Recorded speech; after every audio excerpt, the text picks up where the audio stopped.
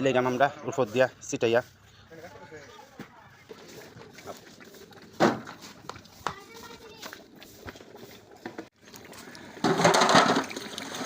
রান্না একদম শেষ। তো এখানে 2 লিটার পানি দিলাম এত জুলের লাগি, যাতে আপনার জুলটা একদম অ্যাকুরেট থাকে, লাড়া দিতে জুলটা অ্যাকুরেট থাকে।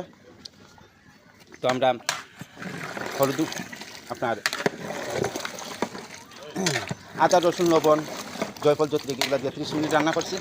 30 মিনিট পর আমরা আবার হলুদ মরিচ এগুলো দিছি, তারপরে আরও রান্না করছি 30 মিনিটের মতো।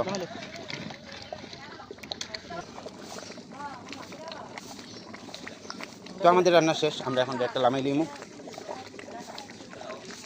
শেষ। আমি লামাই নিলাম।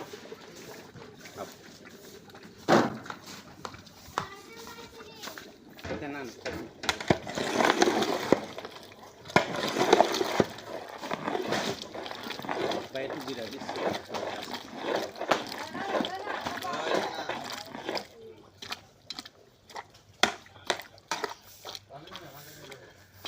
আমি ফেলে দিচ্ছি।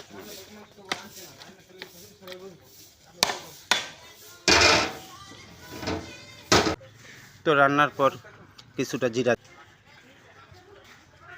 চমৎকার একটা কালার, এটাতে নাই না কিছুটা জিরা দিলে এরাম এটাতে আলাদা একটা ফ্লেভার। তো সাইডটা মুচ্ছে এখন আমরা গুইরা এটার উপরে কয়লা দিব, দমও রাখবো যাতে 100% গরম থাকে।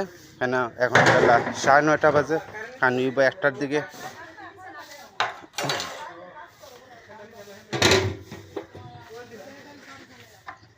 তো এখন কিছুটা কয়লা দিব উপরে, আর চলের